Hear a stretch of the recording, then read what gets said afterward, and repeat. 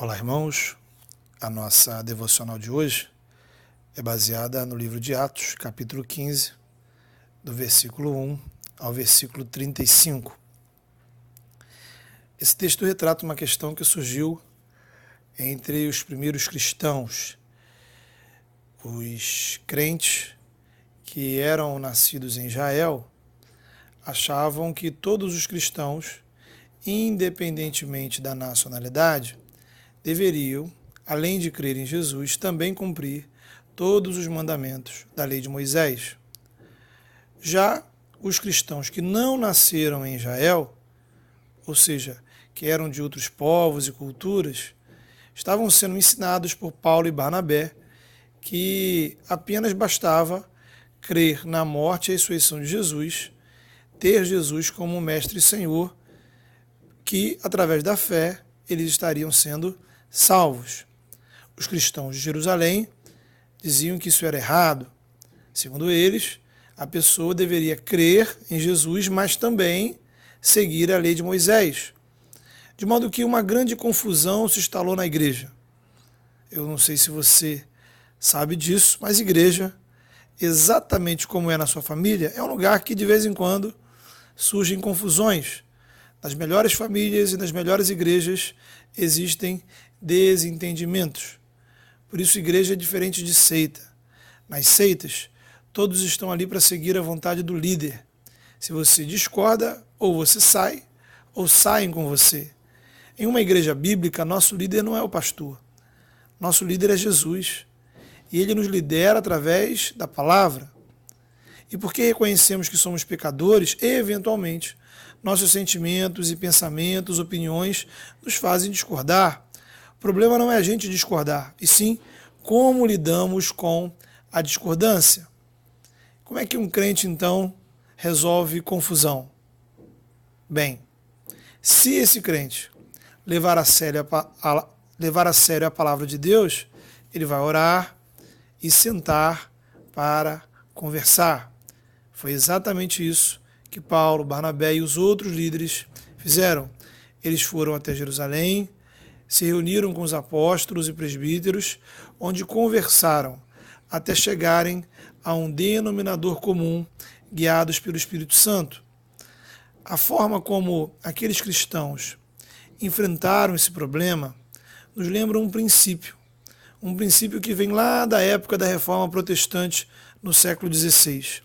Ele diz o seguinte: devemos ter unidade no essencial, liberdade no não essencial e amor em tudo. Ou seja, precisamos compreender que no cristianismo existem coisas essenciais e não essenciais. No essencial, precisamos estar unidos e empenhados. Naquilo que não é essencial, deve haver espaço para liberdade, diferenças de opinião. Agora, se somos cristãos, transformados pelo Espírito Santo, concordando ou discordando de você, o amor deve guiar nossa conversa, nosso relacionamento. O nosso problema é que nessa prova, em geral, a gente tira 0. Ou seja, erramos as 3 questões. Gastamos a maior parte do nosso tempo e energia discutindo o que não é essencial. Brigamos por coisas não essenciais. Ao mesmo tempo, deixamos de lado e não nos empenhamos no que é essencial. Deixamos de fazer aquilo que é importante. Nas palavras de Jesus, coamos o mosquito e deixamos passar o camelo. Infelizmente, tem crente especialista em discutir mosquitos, mas deixando os camelos montarem acampamento na sua vida. E o pior de tudo, não é o amor ao próximo que está movendo nosso coração, nossas atitudes, nossas palavras, nossas postagens. Qual é, então, a parte essencial, principal do que nós chamamos de cristianismo? É o Evangelho. O Evangelho é o centro, o coração, que dá significado a todas as outras partes. Imagine o Evangelho como uma moeda, uma realidade de 2 lados. Em um lado, o Evangelho mostra quem nós somos, a nossa realidade espiritual. Do outro lado, o Evangelho mostra o que Deus fez para mudar essa realidade. Assim, no primeiro lado da moeda, no primeiro lado do Evangelho, entendemos que somos criação de Deus, mas nos rebelamos contra o nosso Criador. Agora estamos sob o domínio do pecado, debaixo da condenação de Deus, sofrendo todas as consequências do nosso afastamento de Deus. O Evangelho confronta você com essa realidade. Há algo muito errado na sua vida, algo que sozinho você não conseguirá mudar. O Evangelho desafia você a reconhecer seu estado espiritual. Você precisa de perdão, você precisa de restauração, de libertação, de reconciliação. Em uma palavra, você precisa de salvação. E esse é exatamente o outro lado da moeda. É o que Deus te oferece. O Evangelho mostra tudo o que Deus faz para suprir essa necessidade espiritual. O Filho de Deus morreu na cruz, ressuscitou e está vivo hoje, reinando sobre os céus e a terra. Isso tem a ver com você. Nesse exato momento, qualquer pessoa como você e eu, ao entregarmos nossas vidas a Deus, confiarmos no que Jesus fez por nós, crermos e confessarmos Ele como nosso Salvador, nós podemos receber, através da nossa fé, tudo o que Deus tem para a nossa vida. O Evangelho mostra que estamos mortos pelos nossos pecados, mas se crermos em Jesus, receberemos uma nova vida. Somos reconciliados com Deus, nos tornamos filhos de Deus. Em Atos 15, os líderes da igreja perceberam que o que estava em jogo naquela discussão era algo essencial ao cristianismo, ou seja, o próprio Evangelho. A pergunta é: o Evangelho basta? Ele é suficiente para trazer salvação ou não? Os apóstolos chegaram à conclusão de que sim, crer no Evangelho é o suficiente para a minha salvação. Mas, infelizmente, o cristianismo, que muitas pessoas conhecem até hoje, é um que, além da pessoa ter que crer em Jesus, ela precisa também fazer uma série de outras coisas para poder, talvez, quem sabe, ser salvo. Crer em Jesus não é o bastante. Ela deve também cumprir uma série de regras morais e cerimônias religiosas. Se ela não andar em dia com todas essas obrigações, ela poderá perder a sua salvação, ficar nas mãos do inimigo. Só que isso não é evangelho. Isso é religiosidade opressora. Essas pessoas conhecem Jesus, mas ainda não desfrutam da graça do perdão de Jesus. Ao contrário, vivem a neurose da culpa, do medo, da ansiedade. O tempo todo estão tentando agradar a Deus, mas sempre achando que estão muito longe disso. Em contrapartida, o Evangelho revelado na palavra nos faz lançar fora todo o medo. O Evangelho me dá segurança. O sacrifício de Jesus foi único, definitivo, perfeito. Ele não precisa ser complementado. A minha salvação depende única e especificamente de crer e confiar no que Jesus fez por mim, não em apresentar novos sacrifícios de animais para Deus. O Evangelho não é uma lista de coisas para eu fazer. Não é uma ajuda para eu me tornar uma pessoa melhor. O Evangelho é o que Deus fez por mim em Jesus Cristo. O Evangelho, lembra, é uma moeda de dois lados. E justamente o primeiro lado mostra o que a gente não consegue fazer. Estamos na lama e não conseguimos sair de lá sozinhos. O outro lado da moeda é a boa notícia de que alguém entrou na lama para nos resgatar. Se você crer e confessar Jesus como seu Senhor e Salvador, desfrute do amor de Deus sobre a sua vida. Da paz de saber que nada, nem ninguém poderá separar você do amor de Deus que está em Cristo Jesus. Se você crê, mas ainda sente o coração pesado, sente o peso da condenação, lembre, Deus é maior do que o seu coração. Pregue o evangelho para o seu coração. E lembre que o seu juiz não é a sua mente ou o seu coração. O nosso juiz é o Senhor. E diante dele já estamos justificados pela fé em Cristo.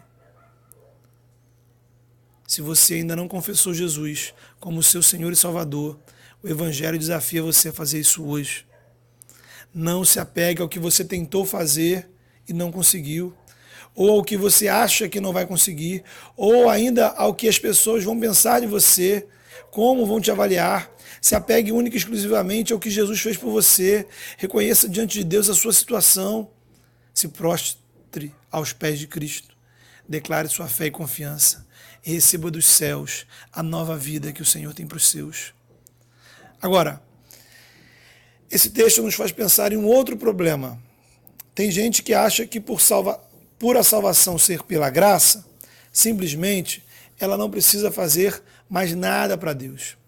É preciso ficar muito claro esse ponto. A salvação é apenas pela graça através da fé em Jesus. Porém, a partir do momento que eu creio em Cristo, o Espírito Santo habita em mim e inicia um processo de transformação de vida. Tem pessoas que sofrem do problema oposto. Como já mencionamos em devocionais passadas, tem gente que quer ser filho, mas não quer ser servo. Podemos chamá-los de evangélicos não praticantes.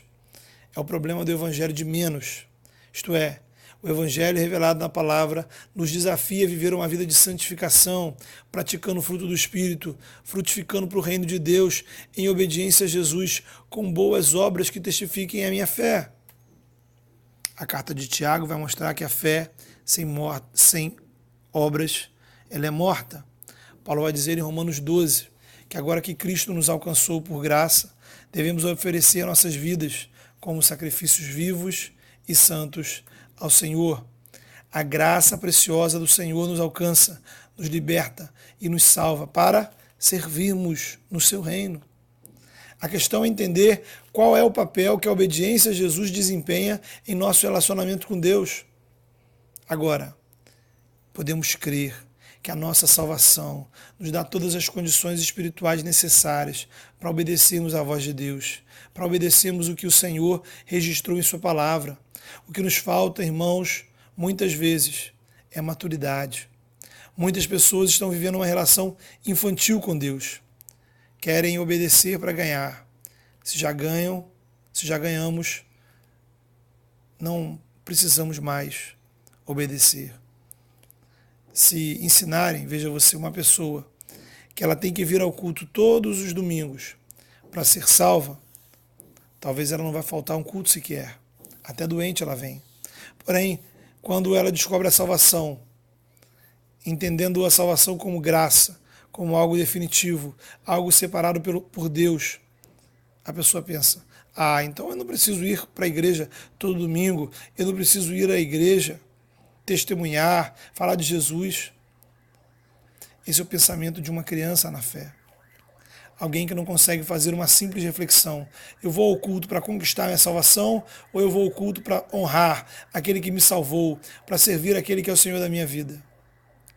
Muitas pessoas vão de um extremo a outro. Primeiro, viviam uma realidade em que a obediência a Jesus era baseada no medo e muitas vezes na manipulação religiosa dos seus líderes. Depois, quando elas se libertam desse medo, encontram a graça. E aí vão parar em outro extremo, em que obedecer a Deus, servir no reino, é algo que é deixado totalmente de lado. Compromissos e sacrifícios nem pensar. Só que isso, irmãos, não é evangelho. Uma graça que me faz ficar sentado no sofá para servir a Deus conforme a minha conveniência não é graça, é desgraça. Tem gente que acha que pode impor as condições, inclusive. Eu vou ser crente, mas só vou fazer aquilo que eu me senti à vontade para fazer. É uma criança mimada, que não entende que o reino de Deus é o lugar onde estamos para fazer a vontade de Jesus. E a vontade de Jesus é sempre boa e perfeita, ainda que isso nos traga dificuldades, problemas e lutas. O reino é dele e é um privilégio participar dele. Irmão, Irmã, é tempo de amadurecer. O reino de Deus é lugar da vontade de Jesus. Ser salvo e ser recebido por Jesus no reino. Ser cristão é viver segundo as regras do reino. E no reino, as regras são a vontade dele, revelada na palavra dele. Culto, oração, evangelização, testemunho, dízimo, adorar com louvores, ofertar, ajudar o próximo, ter comunhão, perdoar. Tudo isso são resultados de uma vida que crê em Jesus e tem um coração cheio do Evangelho. Amadurecer é descansar na graça, porque já somos salvos. E é ser motivado pela graça a servir ao Senhor com obediência. A graça deve me fazer obedecer mais e com mais gratidão, mais intensidade, mais frequência, mais alegria. Aqueles cristãos amadureceram, porque entenderam que era essencial no cristianismo. Quanto ao não essencial, por amor ao reino, eu devo entender que existem coisas que eu posso abrir mão. Isto é, resultado da compreensão do Evangelho na minha vida. Eu abro mão para estar em comunhão com os meus irmãos. Será, querido, que não é hora, não é tempo de você tomar decisões em prol da sua maturidade espiritual?